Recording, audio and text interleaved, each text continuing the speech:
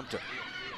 Not a lot of width here for USC, but things open up, and what a shot into the corner! But I think Cal did a good job of scouting us because we were good down there. So I went on the inside, but I used my right foot and I ran. I don't know if you saw the celebration, but I ran to Jason because the coaches make fun of me because I don't use my right foot a lot. Yes, so. Ashleigh, that's exactly what I was going to ask you. What was that point for? Was that because you used that right foot? Helped me more on an individual level. Like I feel like I've matured in a way that I never would have if I would have stayed in England or if I would have lived at home. I feel like everyone has been.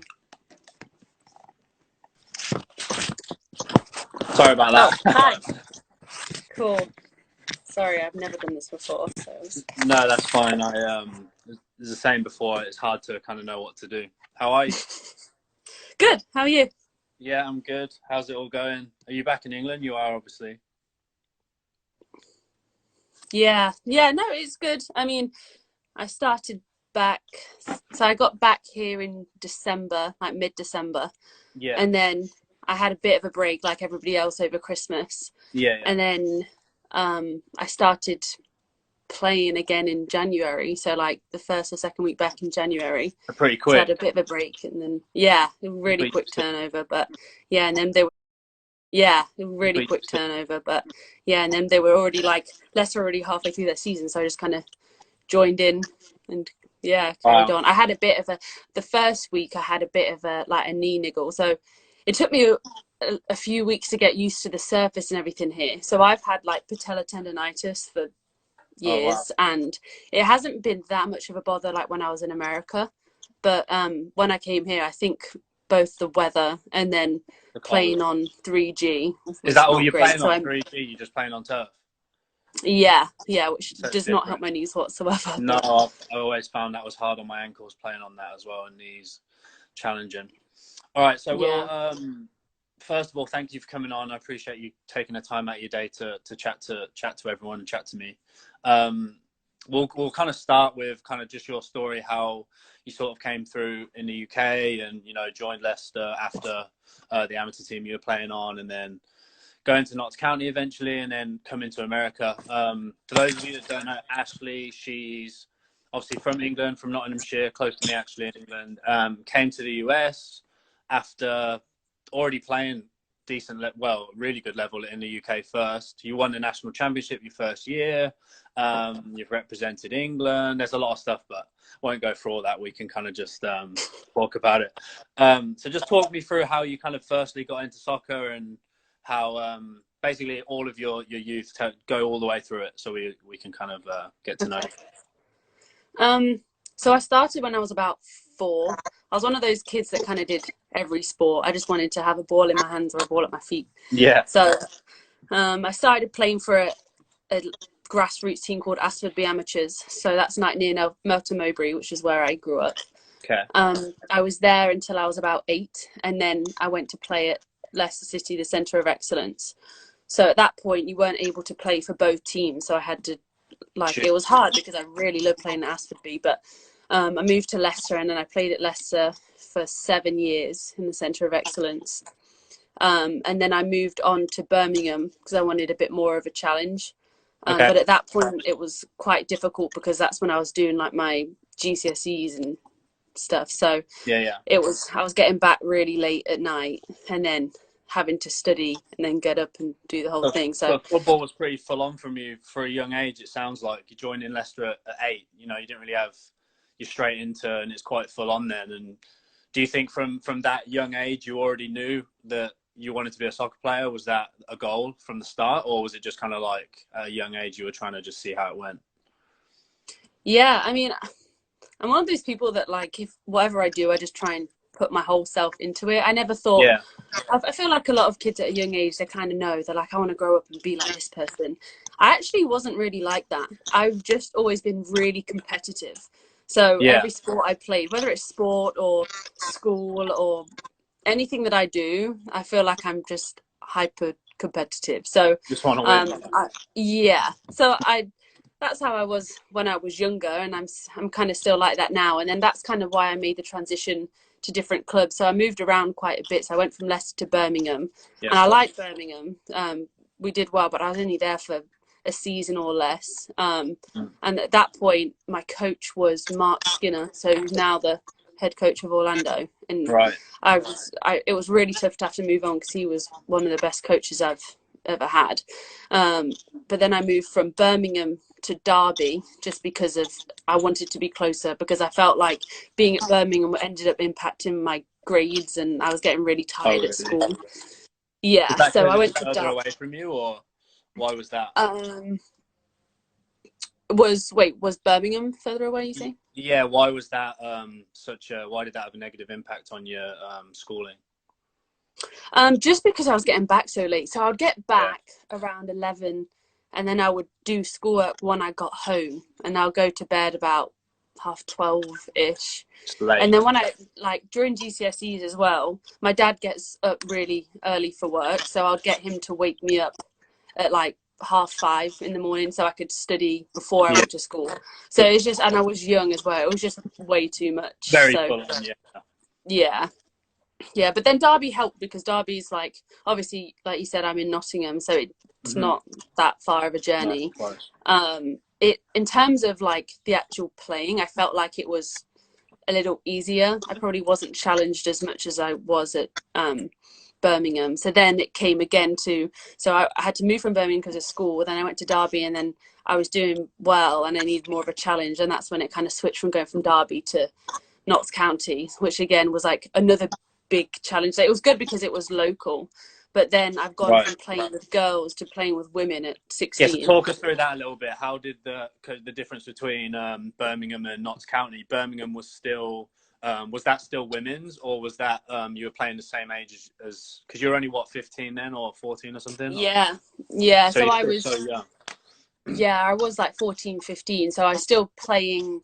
I don't even remember the age group, but I was playing just with that team. But then I had a few training sessions with the first team, actually, which feels like a really long time ago. And I remember joining in that's when Joe Potter, Karen Carney, Aoife, they were all on the team, and I was so scared to do that training session. I remember they're all English stars, Oh yeah, that was so intimidating. How did you deal with it? Can you remember? All I remember was fear. Honestly, I used to be so nervous. I remember being in a possession practice, and I felt like every time I got the ball, I just was okay, I need to find a pass really quick. I'm get it off my foot, every time. You know, sometimes I always think when I'm if my head's gone in a game, or if I'm struggling with something, it's always just do the simple things well. That's the first thing that came to my mind. Sure, it's a really good way of looking at it. And Alessia, I spoke to on Tuesday, I think she said the same thing. Whenever something's going wrong for her, or she's kind of feeling apprehensive about something on the pitch, then she'll just do something simple to calm herself down and start again, basically. So yeah, it's really, really good thing to do, definitely. So then talk me through how it was going from Birmingham to Notts County, where, for those that don't know, that was actually full women's, right? You were playing with, fully grown women then. And you're only 15, 16. So talk about how that was. Again, that was really hard. If I'm honest, I've always been a person who I feel comfortable when I'm a big fish in a small pond. Do you know what I mean? But at the end of the day, you're never going to get better if you don't challenge yourself. Right. So I went to Notts County, and obviously I was the youngest player on the team. And I didn't really get a lot of playing time, but I was constantly training with them. So I would bike to training. That's how close it was. And it was really good. I got to play with, and do you know what? A lot of the players there, I still speak to now. I mean, I look at the people that I look up to a lot are the leaders, because I feel like football is way more than just playing. Do you know what I mean? There's so much more than just the sport. That there's a lot of, I feel like I've maybe got this from USC, but culture is so pivotal in making a team successful. And I would always look up to Laura Bassett and Sophie Bradley for that reason, because they were they obviously, I was played with them at Notts County, and they were just great leaders. And I felt like they were people who demanded a lot, even though it doesn't matter how old I was. I was right. I got there before I was 16, but I signed my contract when I was 16, because you have to be 16 to sign. And I remember, like, it doesn't matter that I was 16. At the end of the day, I'm a Notts County player, so they're going to treat me the same way that they treat everybody else, which is exactly good, how I it should think. be. That must have helped you Yeah. at a young age, and I'm sure coming over to America, which we'll touch on later, and playing there I'm sure that must have helped you, as a leader yourself. What a great thing to experience at 16, 100%. Yeah, definitely. I think some of the players there as well, like, I was watching them when I was younger, and you hear a lot of stories about kids who are like, I used to look up to that player and then I get to play with them, and then when you're in that setting, you kind of have to just brush it off and pretend that it's not a big deal, but yeah, it is at the end of the day. Yeah, it's a big deal for sure. But something, again, I think experiencing that so young is only going to set you up for success in the future, no matter what you were going to do, where you were going to play, because it's not, like you said, it's very challenging, daunting that you're the youngest person there. You could easily have been picked on or singled out maybe in games, but I wanted to ask, was there anyone kind of that stood out to you when you went to Notts County and first were kind of settle in? Was there anyone that sort of put their arm around you that helped you, so that could kind of see you a little bit daunted by it? And how did you settle in to the level? So again, it was the people like Sophie Bradley and Laura Bassett. They always just checked in on me. Trying to think, like, to be able to like adapt to that, for me, I feel like it might have been harder for me compared to other people, just because I was as a kid, I grew up really timid and I wouldn't talk a lot or just play. But I've definitely put myself out of my comfort zone so that I've become more confident, and I feel very I feel like I've got a lot more confidence now. But you kind of have to do that, if you're timid, you might be the best player, but you're only going to go a certain distance in the game if you're not able to communicate. I think communicating is massive. I was listening to Rio Ferdinand's podcast yesterday, talking about communication and how important it is on so many levels in football and just in general life. So it's good that you're able to adapt to that, and you're fine now.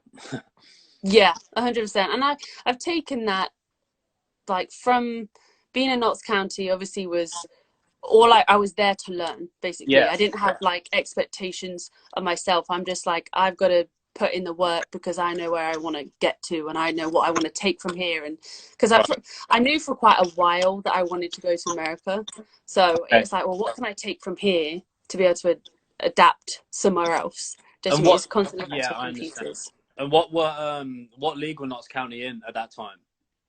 They're in the WSL, so unfortunately they folded. Yeah, so we did pretty well. I mean, we're constantly like mid-table, and then we got to the FA Cup final at Wembley. Yeah, I just read that on the USC site. That was the first ever women's game played there, so you were a part of that. Yeah, that's amazing. How was that, playing at Wembley?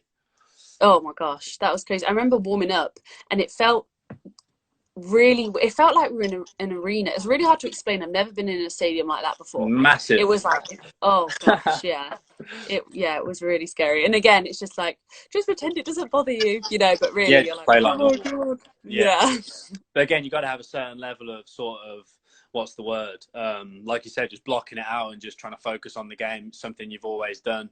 I spoke to Sandy this week as well, and he was saying that he was in the Dutch national team camp, and the coach was like, it was the day before a game, and the coach was sort of saying, what are we doing tonight? And Sandy was like, we've got a game tomorrow. What do you mean? And he's like, yeah, but that's the easy part. You've prepared your whole life for this. You play soccer every day. So in a huge situation like that at Wembley, even though you're sort of like daunted, you just still kind of, for players that might go through that, you've got to just, the game's actually the part that you should excel in, Yeah, that's so true. I feel like I'm someone I'm a bit of an overthinker. So I sometimes I definitely I put myself in like. I think really a lot of players have that problem. A lot of young players have that problem. Actually, someone asked that question. I was going to ask you later, but I may as well touch on it now. Someone asked, like, kind of, how do you deal with overthinking during games and kind of in the build-up to games? Is there anything that you did in particular to try and master that as you kind of grew and matured? Yeah. Oh my gosh, I always used to struggle. Even at USC, I remember like trying to take naps before games, and I could never Like I would Nah. be so nervous. Like it's funny, my going from freshman to senior year, like I completely changed as a person. Like Yeah. freshman, sophomore year, I remember trying to nap and I couldn't all day. Like because sometimes we'll have games on a Thursday or Friday, so I Yeah. had classes during the day and then I had to go and play in the afternoon. And I remember not being able to concentrate in class because I was All just you can thinking think about about is the game. Yeah, for yeah. sure. But then my junior and senior year, it kind of switched up because that's when I got more confidence. And then, like, confidence is huge in football. And I feel like it's just a word that's thrown out, but there's so many things that underpin it. Yeah. But it all comes down to, like, preparation and just belief in yourself and Belief is everybody really important. around you. You've got to have belief in yourself. I think as well, yeah, with me, I'd say the same thing. When I was from freshman to senior, I had a totally different outlook on life and on football and on, you know, belief and on mentality and confidence. And it's something that takes a long time to develop, but the younger that I think for you know, aspiring players, the younger that you can develop that kind of confidence and belief in yourself, the better it is for you. But again, something that takes maturity and it takes a certain level of experience that we don't have, you know. Yeah. But saying that though, you'd had a lot of kind of daunting experiences before you even came to America. So I'm sure even though you still struggled, you were maybe a lot better prepared than many at that time. Yeah. Yeah. I feel like being in the WSL before I went was huge for me. Yeah. Because I almost went through the like lack of confidence and nervous stage before I went. So I definitely learned, and some things are almost subconscious. Like I can't even pinpoint like what changed from like going from WSL to playing in Division 1, but it literally, I feel like part of it just comes down to like repetition. Like I remember feeling more confident my junior year at USC because I was playing more and it just felt more like natural. I remember being like going over there and you can like get put in a game for 5 minutes to be brought out to be put back in again. It's like, well, you get pulled off. I used to hate that rule. I used to hate that rule. Yeah. Because what we would have was no matter how the game was going, our coach would bring out the same subs at the same time in games, no matter how the game was going. It's just not how I just used to hate that. Especially while I was an attacker. Yeah. But I understand that it's hard to kind of stay focused. It's hard to kind of keep the same level, if you like, if you're coming in and out all the time. Yeah, I understand that. So let's kind of touch on how the whole thing came about going to America. I think I'm just reading here, you know, you were the youngest player to play. Let me read. The youngest player to play for Notts County and of any other first team in the league. So you were the youngest player in the league at the time. So again, we talk about having experiences that must have helped you when you went to America. How did it all come about? And how was it going from, were you 18 when you moved? Yeah. So how was it going from at such a young age? I was the same age as you when I came to America. How was it dealing with the culture when you got here, and how originally did the whole move come about? So I was looking, I remember following so many different colleges on Twitter when I was about 14. So you were always interested in going from a young age? Yeah, just because I followed the US women's national team a lot. So I would look at like where they went to uni and stuff like that. And then I would end up following, and you know, like in America, they're so good at like production and everything. So you like all the stuff they put on Twitter. I definitely, it's funny. I always tell like my friends and family, I'm like, yeah, I used to watch Disney Channel. That's like where LA was, and it's just like beaches and palm trees and stuff. And then I went over there, and USC's like not in the nicest area. No, it's not. But you're right on the doorstep of everything, though. Even though it's it's a spot. So nuts. That's nuts how you kind of ended up there as well.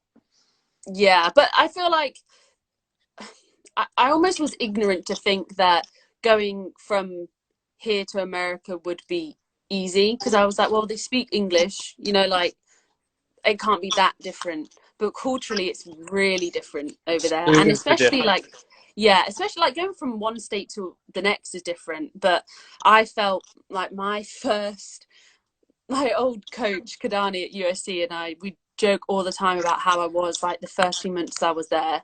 Like I was terrible. I would call home all the time. Like I don't know if I can do it. I experienced the same thing. Yeah. My mum had to, and I didn't remember this, but like when you get older, you kind of like, I guess, block it out or selective memory. But my mum was saying the same. Like I wanted to come home and wasn't adapting well. It's just very difficult for someone so young. Like I said, you're the same age I was. It's just very new, and I think new is scary when you're young. But in terms of what it gives you in future, the maturity that you have at 21 or 22 is just a whole another level. So how did USC, that school, come about? Was it always going to be USC you went to? Were there other options you had, or how did it come about? I probably shouldn't really say this, but I'd never heard of USC. I'd heard of really? UCLA. Yeah. And UCLA was like the place I was like, oh my gosh, I want to go to UCLA. And my uncle, basically, he lives in Orange County, so I'd visit him every summer for like 3 years-ish. So I remember going out there and he was like, well, do you want me to take you to UCLA so you can look around? I was like, sure, let's go. So I looked around UCLA and we spent the day up there. And I love the campus. Obviously, like UCLA is in like Beverly Hills, so it's unbelievable. It's lovely. And then he was like, have you heard of USC? I'm like, no. He's like, well, we'll go there on the way back down to Orange County. I was like, okay. And we went to USC, and USC compared to UCLA is all pedestrianised, so you can't really like drive through the campus or anything. But so it was summer, so there was like no one there. And my uncle was literally driving around the campus, and we would just like hop out. And like we weren't meant to do it, but we just like drove through, and I was like, okay, this school is unbelievable.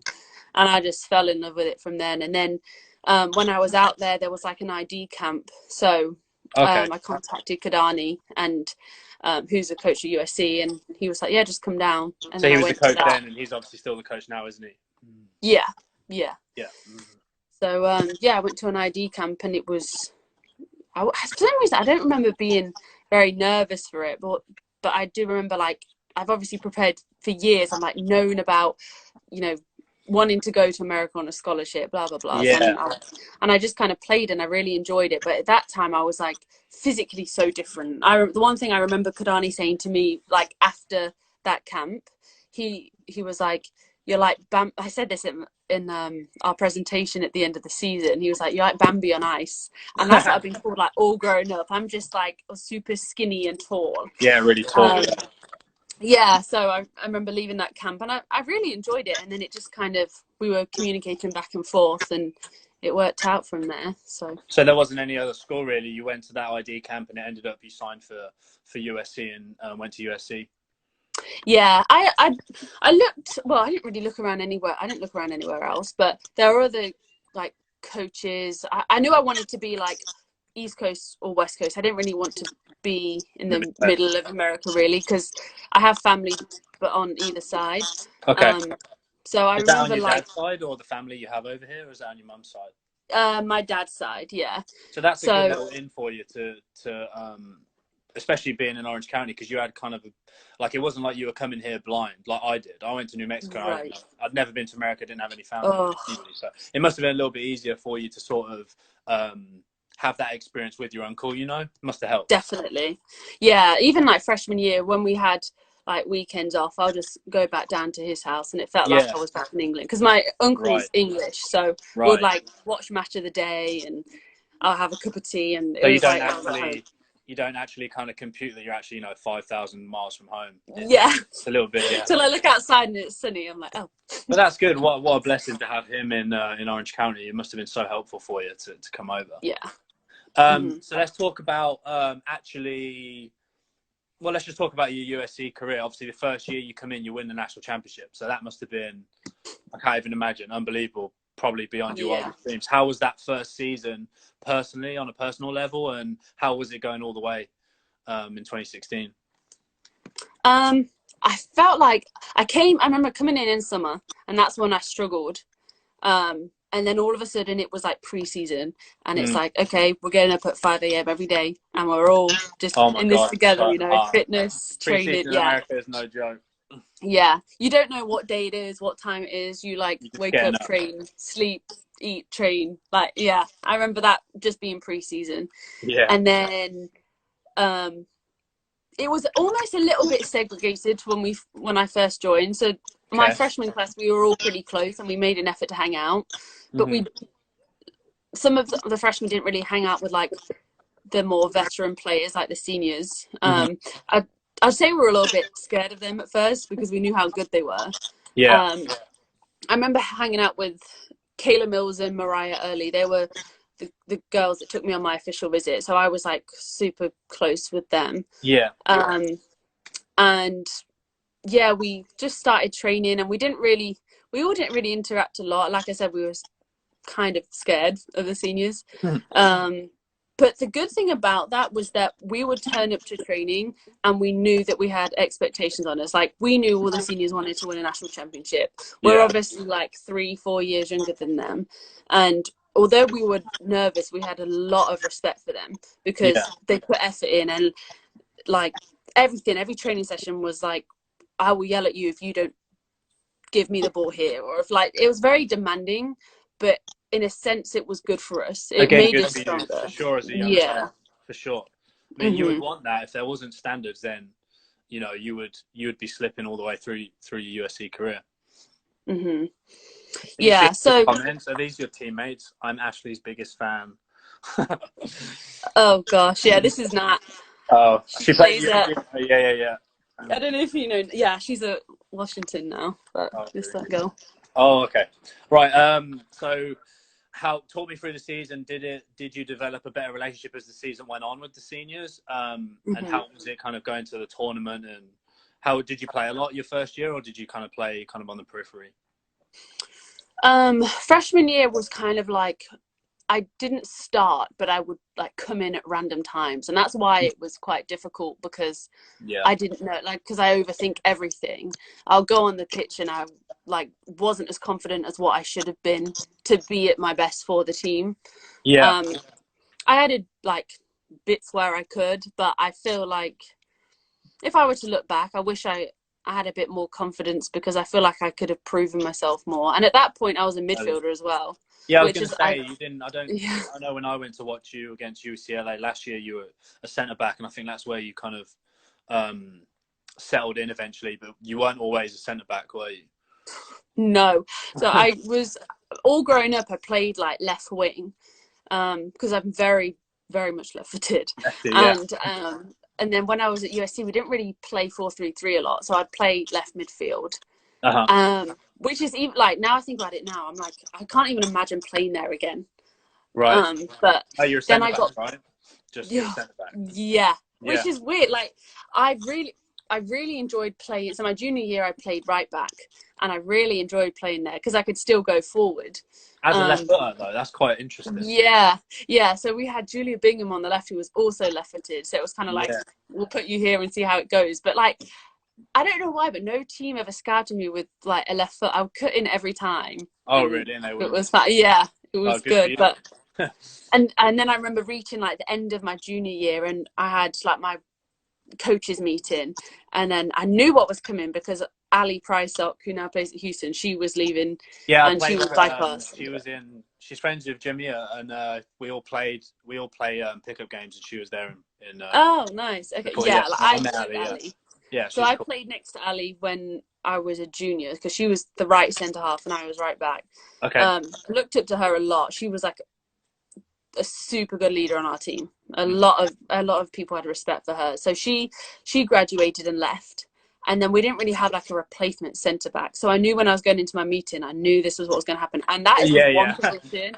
That is the one position I was like, no, I'm not. I can't do it because I didn't think I was composed enough for it. I lacked like, I still wasn't very confident in myself, and I was like, I used to watch Ali and like Mandy Freeman, who was playing like when I was a freshman, she was a senior, who was unbelievable. And I'm like, I'm not like them. I can't do what they do. Do you know what I mean?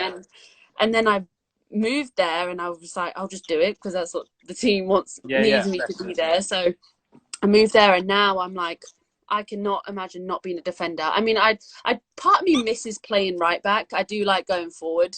But the one thing I love about football is the thing that's like not even playing. It is like the team aspect, the culture Yeah, aspect, for the sure, for communication sure. I definitely piece. miss that. Yeah, you miss the Yeah. camaraderie, you miss like the build up to games, you know, just being part of a team like that for sure.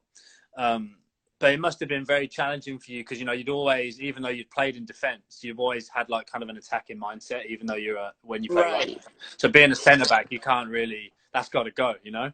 Yeah, I would like the number of times I would like drive out from the back as a centre back, and Jason, our assistant coach, she's just like, stay, stop running. Yeah. But that's your natural tendency, obviously. Yeah, but now I'm like, it's weird. I feel like when I was a midfielder, I was just constantly like, when I get brought off, I was tired. But at centre back, I'm like, oh my gosh, I'm going through a 90-minute game and I don't feel tired. Yeah, it looks different. Well, I suppose that's maybe the tactical sense of the game. If you understand the game and where to be, you don't have to be running around like a headless chicken as a centre back. So how would you say over the 4 years at USC, the team kind of changed and developed, and how did you develop as a player? Because obviously you had to change positions. Did you become more of a leader as you would imagine as a sophomore or junior, you started to grow more in your leadership aspects of your game? Is that accurate? Do you think you did grow like that? Yeah, 100%. I mean, freshman year, I was like a timid little kid, but I learned from the seniors, and then they all left. And sophomore year, we kind of lacked a leadership group, if I'm honest. And then I remember being the end of my sophomore year, and Kaylee Collins, who's now the goalkeeper, we would talk a lot about how we want the team to be, because we didn't want to lose what we had as freshman year when we won the national championship. It's like, well, while we didn't have necessarily the culture that we wanted to, we had like the performances that made us win. But then we were like, well, how can we win but also have a culture that everybody's willing to get behind and enjoy? So we got to the end of sophomore year and we were like, we would constantly talk to each other about how we can include people. So as soon as the freshmen came in, that's pretty interesting. How, you know, as a sophomore, I wasn't thinking like that. You're thinking, how can you develop the culture within the team? That's really interesting and so important. And obviously, you know, from talking to you just for this amount of time, you can tell that no matter where you were at in your own kind of development and career, whatever environment you were in, you were trying to take stuff from the leaders and learn as you went, which is really important for young players to take on board. You've got to learn everywhere you're at, you know, and it's obviously that's why you did so well and became a pro. So yeah, continue with how you kind of developed through your sophomore year and after. Yeah, so end of sophomore year, start of junior year, this is where like I knew I was going to be like playing consistently. So I was at a point there in my junior year where I felt more confident in myself, and at the end of the day, like my coach would always say, Karani, he would say, like, if I have the confidence in myself, then my ability to communicate and lead just becomes more natural. Because I remember turning into a centre back when I started senior year, and I remember I felt like I could read the game, but I'm so used to directing just the person in front of me rather than everybody else. So like all my communication was like, I knew what was happening, but I didn't actually verbalize it. So it took me a while to actually talk things out loud. But now I seem to be able to do that a lot. But yeah, anyway, when I was talking about Kaylee and I, we were like, well, how can we have some kind of impact on the culture? So luckily, like Kadani recruited people that were going to be good for the culture of the team. The whole point was to build the culture over a 4-year period. So it literally took a while, but we got to our point. Like I'd probably say my junior year, there's actually when I was looking at like your questions, I was thinking about like one of the best games I've had. And I remember we were playing Florida State, and they were like, they're not like our local rivals, but they always became our rivals our junior year because we played them twice. The first time we played them, the second time we played them was when we were in the national I think it was the Sweet 16. And at the end of regular time, it was like 0-0. And I remember being on that pitch and I was like, this is what I've waited for. Like junior year it took, but everybody on that team, whether it was like the Sirs, the people that were playing full 90s, everybody was putting in everything for the team, like twisting a gut, and everybody was like cramping everything. I'm like, I've waited for this because everybody is playing not for themselves but for who they're representing. They're playing for the school. Yeah, and as bad as this sounds as well, like I remember we lost the penalty shootout against Florida State, and all the like seniors, obviously that was the last game, so they were sobbing. And usually, like, I'm so passionate, I'm quite emotional too, but I remember not crying that game because I was like, this is like, obviously it's sad, but this is like the start. Like if this is where we are junior year, then what's our senior year gonna be like? So you felt like you'd accomplished something, even though you lost. Basically, you accomplished. 100%. Yeah. So that gave you some kind of solace, even though it must have been so challenging to take. Okay, so again, fast forward to your senior year. Obviously saw you play last year, and how did that all kind of go? Did you maintain the culture? I'm sure you were far more of a leader in the group by your last year. And how did the last year go for you? Yeah, I'd hope to be looked at as a leader, if I'm honest. I felt like I learned a lot my first 2 years to be able to help other people. I felt like if I'm one of those people who there were some players on our team who's like, you know, there's obviously a hierarchy in uni, so like freshmen get the terrible duties and do you know what I mean? But I always questioned that when I was there. I'm like, if we're meant to be a team, why are we forcing people to do, like, shouldn't we want to help each other? Do you know what I mean? So I remember being like struggling with certain things freshman year. I'm like, well, why would I want my teammate to have to go through the same things I did? So I remember like trying to help them so they didn't have to experience the same thing. Sorry, I've lost track of the question. No, you're good. No, you've obviously have a lot of your leadership qualities, which you developed from being young and seeing what you didn't like and what you did like. So just again, touching on how you took away so many things and kind of molded an environment that you wanted to be a part of, that was obviously helpful to you. We were just going through how the senior year, how it went, how it transpired, and eventually, you know, ended your career at USC after 4 years. Yeah. Well, it's weird to think that like my senior year was me just playing as a centre back. Because I remember being in spring. Spring was quite hard before like actual senior year 4. Spring was hard because that's when I was getting used to being a centre back. So I was constantly in training, asking my coach questions because he would like trying to telling me learn the position. Yeah, 100%. And I was like, this is such.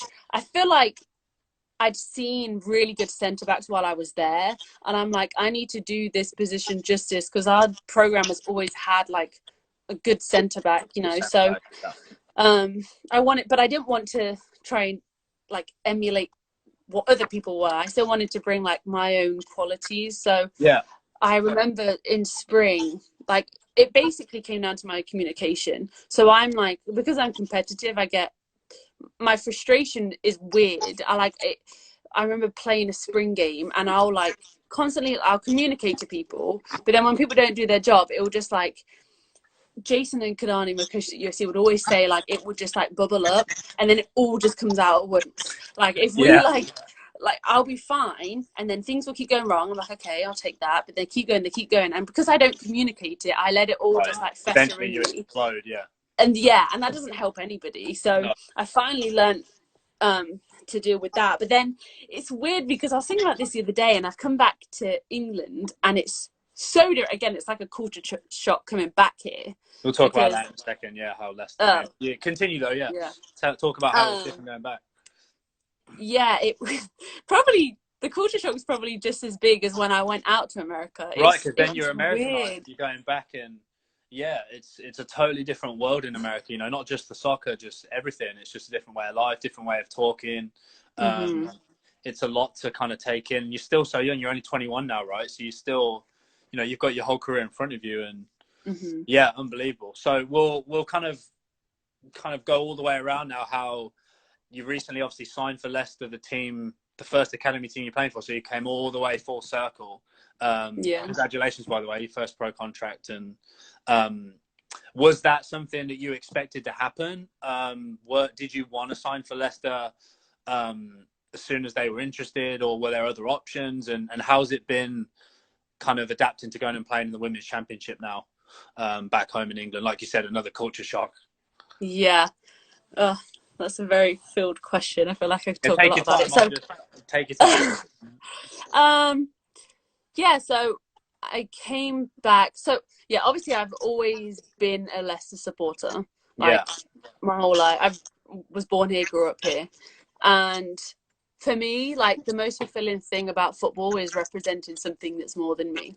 So like USC was that. We were at USC, our team were underdogs all the time. Like everybody pitted us to lose against like the bigger names. Yeah. Even like when we played in the national championship final, I think like 80% or something of people thought that West Virginia were going to beat us. Like we were constantly underdogs, and I've loved that because it puts less pressure on you for sure. Sure. So Leicester, I had like a few options when I finished USC coming back here, and it was like making the decision between like WSL or Leicester. There were like no other teams in the championship apart from Leicester that I was interested in.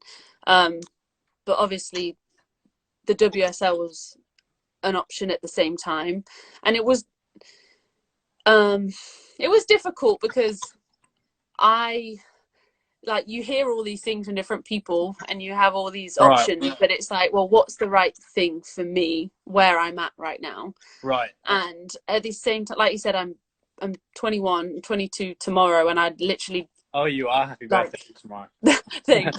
And I'm still like young. I'm still trying to learn and grow when I'm not. Yeah.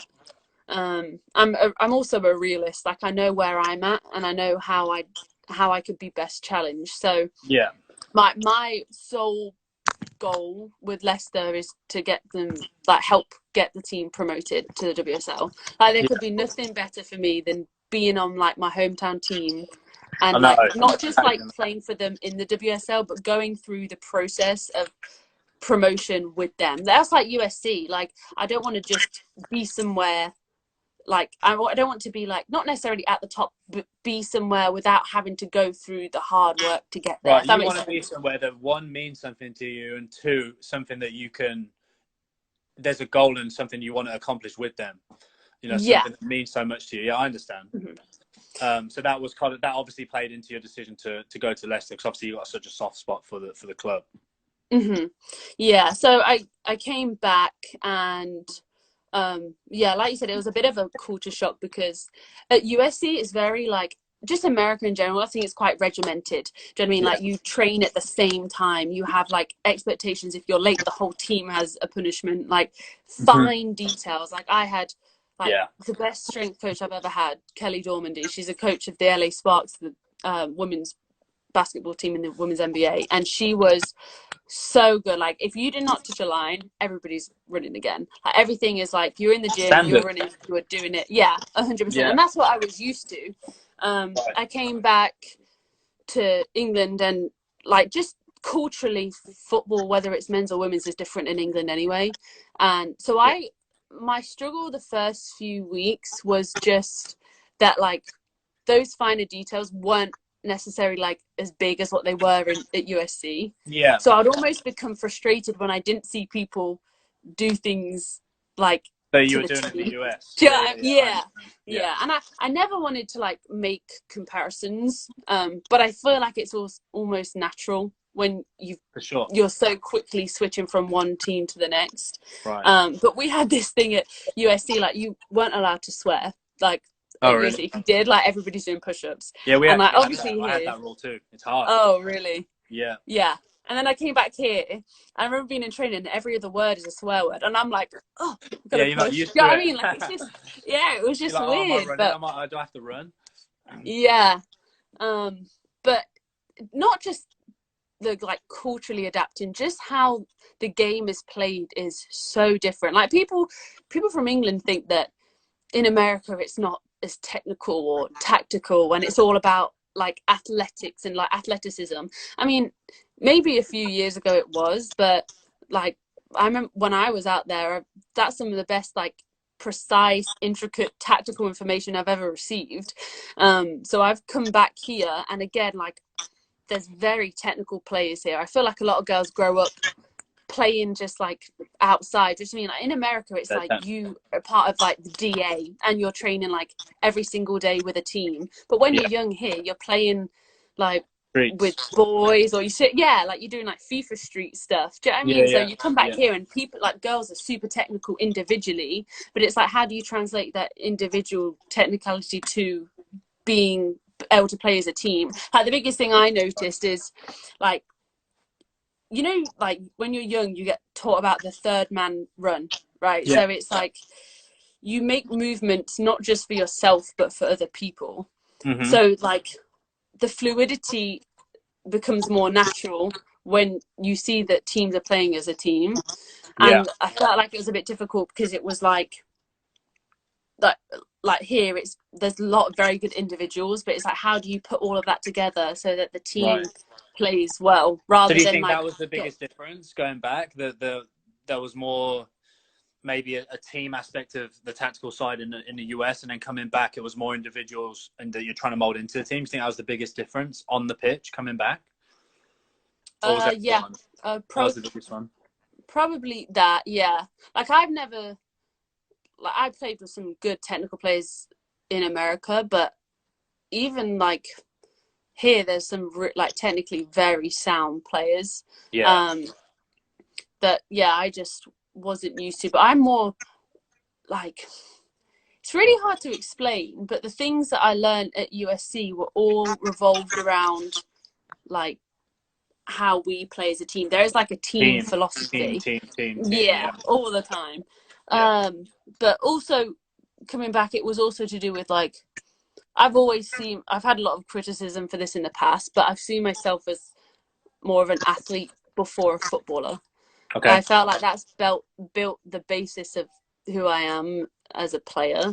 So like strength, rehab and fitness, obviously they're key in football, but especially in America it's a big thing. And then I've come back here and it was like I would be really nervous. My first session over Christmas with Leicester, I'm like, oh gosh, I got to do fitness, but I was like, fine. You know what I mean? And it's more of the technical stuff, really. Like tactically, I feel like I've got a good grip. I think being centre back just helps. You have to know the game and other positions, but technically, that's probably where my improvements are going to be more focused, because technically people are individually very better, especially like being a defender, having to come up against like very good technical players. Like Alessia and I have played with each other since we were really young, and we played UNC in the Elite 8 this year.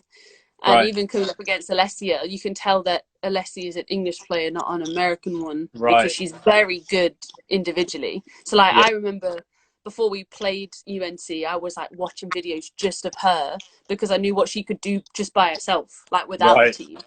So and she's very technical as well. Awesome. So what we'll do now is you're only allowed on Instagram Live to talk for 1 hour. So we've got 10 minutes where I could talk to you all day, but we'll have to kind of push it forward. So what we'll do is I'll ask you a couple of questions about one thing I wanted to ask off the bat was, and then we'll open it up to everyone else that's asked a few questions. How did it feel to actually sign for Leicester? What was the year? It must have been, you went there when you were 8, so 12, 13 years later, and you've signed a pro contract. How was it? How did it feel? Oh my gosh. Well, I signed the day after I landed back from America. So it was like such a whirlwind. I can imagine. But yeah, I remember, like, obviously I've gone to the King Power Stadium since I was young, watching the men. And I actually was watching old tapes back of, like, there was one time when I was about in the under 10s at Leicester, and we got to play at half time on the pitch. Wow. And now I'm there, like, by myself signing. It was huge. So surreal for you. Yeah, definitely. And like that day as well, Brendan Rodgers was doing a press conference, and Jonathan, my coach at Leicester, took me into that, which was just weird. Like, Joey, you see that on Sky Sports. That's awesome though. I mean, what a great story. And I'm sure like your main goal is to get them into the Super League. One more question from me. What's the best advice you've ever been given, either as a soccer player or just in life?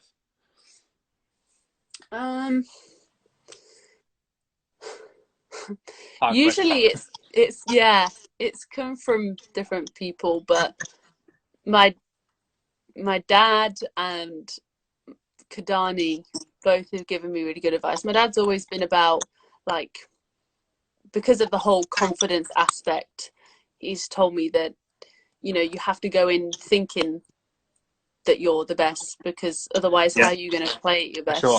Even if you don't think it, believe it and kind of fake it. Right, yeah, pretty much. And then I learned a lot. I'd have a lot of talks with Kadani the whole time I was at USC. And I spoke to him actually when I came back here. We still have like a good relationship now. Sounds like somebody that's impacted you a lot. Yeah. And I asked him about, like, because he's huge on like team culture. And I was like, well, I want to be able to lead on the team. And I was asking it for his advice. And he said about this resonated with me a lot. I don't necessarily think he thought it would have, but he said just start with a few people.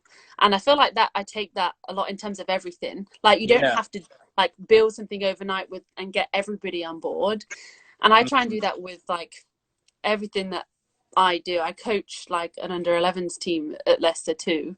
And it's like, well, maybe not all of them really want to like make it, or there's certain things about playing. Not everybody wants to do the same thing with football, but if I can have some kind of impact with one or two people, then what kind of thing could that implement like further down the line with how they react in certain situations? So that's really interesting.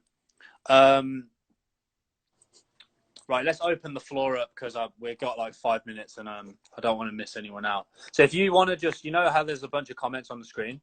Yeah. Slide through them and see if you can find a question that you're comfortable answering. And then while you do that, I'll ask you one I'll see if I can find one that someone's asked before. We spoke about that. Did you ever think you wouldn't make it pro? That's quite interesting. Like my aim was never actually to be a professional footballer. Okay.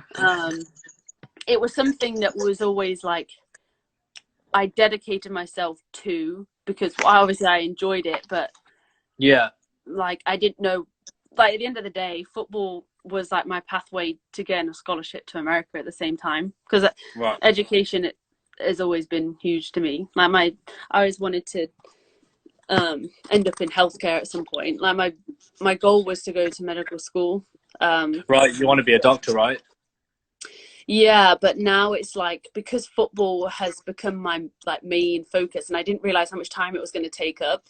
It's literally just all football now, which I don't think I necessarily thought could have been an option. So what's the schedule with Leicester? Obviously it's tough with what's going on right now, but what was the schedule of your training with them? So we train, so I'm full-time. Like our whole team's not full-time, but there's a few of us that are, and we train like Monday to Friday. So it's like being a proper professional footballer, really. You're just training every day, like anybody. We train in the morning and in the evening. I don't even remember. It's been that long. I don't remember when. Tuesday, Wednesday, Thursday, Friday. Yeah, morning and evening. Wow. Interesting. Very cool. Here's one. How would you prepare yourself tactically for match? Pretty good one. I'll try and find some more. I would watch a lot of film, but I used to like watching film with my coaches. So I'd watch it by myself, but I'd always go into like I'd ask to go and see our other assistant coach Sammy, because she would deal with the defenders a lot. So I'd watch film a lot. Usually it just came down to watching film back. Awesome. I think one of the Leicester girls commented something funny. Let me see. Oh gosh, I don't trust them. I saw her. Where is she? Oh, she just goes, "Hello, Ash. You're my idol. Ash, who's your favourite ginger afro?" Annabelle. That's for sure, Annabelle. Oh my god. Happy birthday, Annabelle. It's her birthday today. I've got one. Were there any like particular attributes you feel that helped you make it to a professional the most? What would you say the things that you developed the most were that made you stand out, you know, to become a pro eventually? Oh, there's Kaylin as well. Love you, Ash. What is your pre-game routine? Oh gosh. I think it just comes down to grit.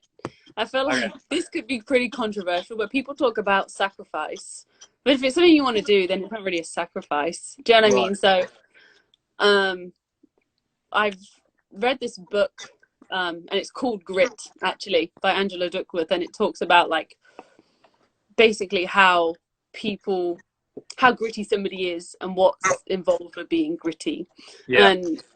And I come from a family where whatever we do, we put everything into it, and it's not like you always gave it your all, no matter what it was. Yeah, which is good to have, you know, because even if you weren't to play football, it would serve you well in anything else that you try to do in life.